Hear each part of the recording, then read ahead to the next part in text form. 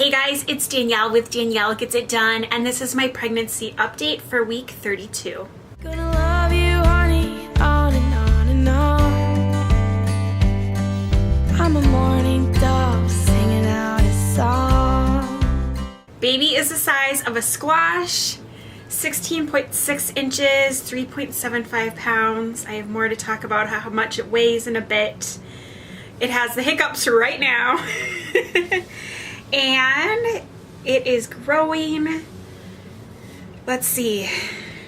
Lots of babies have turned head down by now. I've mentioned, I think it's been the last few weeks, it has been head down.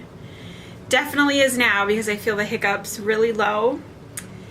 And contractions are intensifying. I really can attest to that. I don't know. When I was pregnant with James, I did have a lot of Braxton Hicks, but they did not hurt.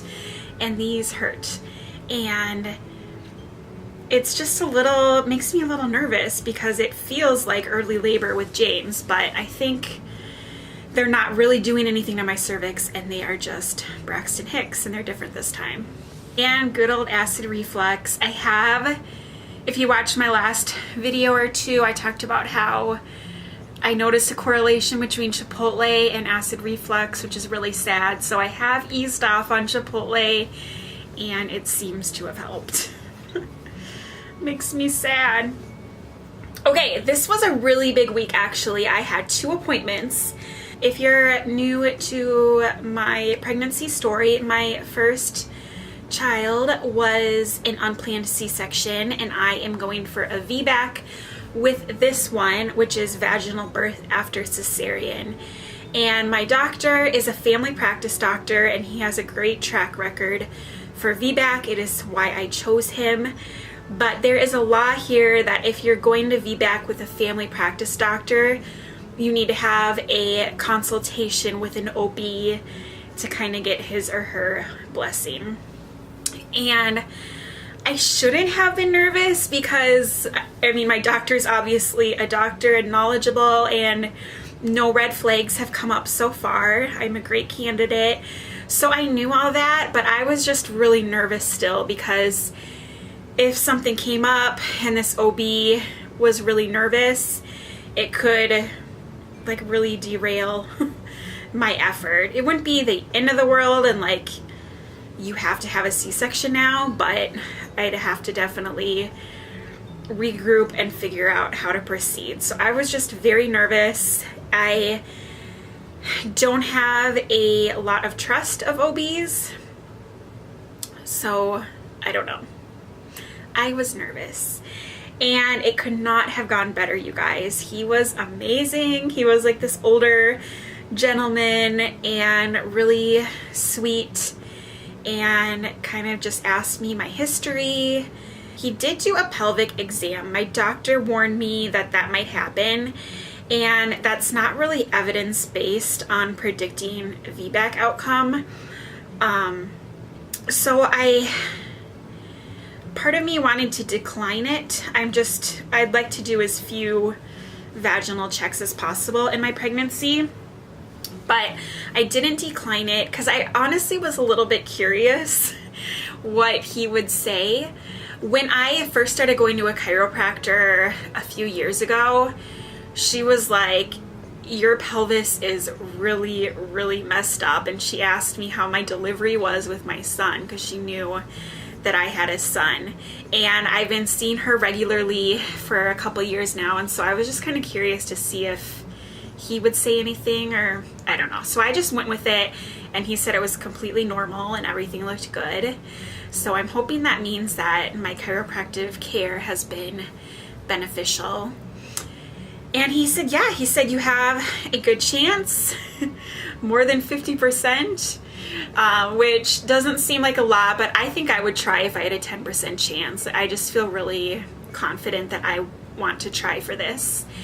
And he will maybe be at the hospital when I go into labor. He does his best. And so if I do need a C-section, there is a kind of good chance that he would be the surgeon, which I think is pretty cool because I already have met him now. With James, I transferred to the hospital. I transferred care. I had this random woman come in and do my C-section who I had never met. I couldn't tell you her name right now.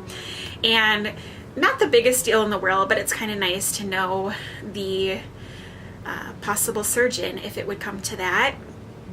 And he just had me sign on the dotted line, like, I understand the risks and benefits and I choose to go for a VBAC, and I felt really empowered as I put my signature on that line and dated it, and I just feel really happy that that's finally over, and it gives me a lot more confidence in my pursuit for a VBAC. Oh, also, the doctor guessed that the baby is 3 pounds, and honestly, I don't think they're very good at guessing. Like, nothing against him. I just think it's really hard to guess, even if you have an ultrasound, which I didn't. Everyone was guessing James was like 6 pounds and he was like 8.5. So, I don't know. 3 pounds is pretty normal and average, so at least they're thinking it's an average sized baby. My second appointment was just my regular prenatal checkup for week 32, and it went well. He asked me if I did my consult yet with the OB, so it was nice to tell him how great that went, and we talked about that. I think he likes to know about all of our experiences because he will now recommend that doctor to other women. And we talked, it's just crazy how close it's getting.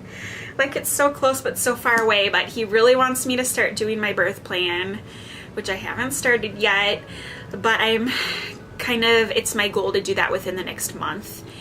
And I think it's nice that he's pushing that because he really wants to get a feel of what I want, and I really respect that. So I definitely need to get working on that. We talked about when he arrives for labor. My first was with midwifery care, which is so different. So I was just curious. And I guess he said he arrives around 5 centimeters dilated, which I'm a little confused about because I'm not going to get checked, hopefully, often. He said the least I can get checked is when I arrive and when I feel like pushing. So that could change, but I'm hoping to keep it at that because with James, I got checked so much and the labor was so long that I ended up getting an infection. So I want to keep it a little minimal. But anyways, let me know when your doctor arrived to the hospital room. I feel like that varies quite a bit. I think some doctors hang out with you and some kind of come in during pushing. So let me know, I'm really curious. The other thing we talked about is the different requirements since I am a VBAC candidate. So number one, I need to get an IV when I get there, even if I don't need medicine or an intervention. And that is because if an emergency happens, the line will already be established. So I asked him, okay, can I get the IV, but then can we like cap it off so I'm not hooked up to a machine the whole time, and then I can move around freely, and if something does happen I can still have that line open. And he said that was fine. And then the other thing that I need is continuous monitoring of the baby via this band you put on. And at first I kind of wanted to explore that a little bit more because again, I'm not sure if that's really evidence-based to have that, but I actually think I might like it better because with James I was checked by a handheld every 20 minutes, and while it was nice to not have anything strapped to my stomach the whole time, I found it really annoying to have that machine thrust at me every 20 minutes. It really distracted me and annoyed me, and I didn't like it.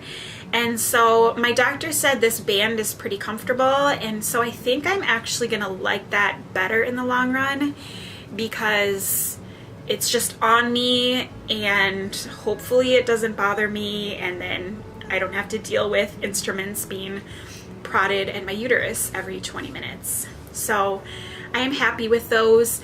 The one bummer is they will not allow me to birth in the water. I can be in the water for stage 1 for just contractions as I'm dilating, but I can't be pushing or deliver in the water, which I honestly am bummed about. I would love to have a water birth, but I also don't feel like it's the end of the world.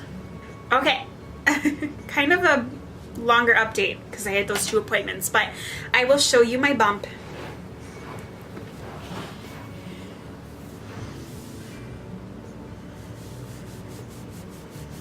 This is my signature move, have you noticed? So there you have it for week 32, only 8 weeks left. So crazy. I hope you enjoyed. If you're new to my channel, I'd love for you to hit that subscribe button and come on back. I hope you have a wonderful day, and whatever your plans are, I hope you get them done. Bye guys. Ooh.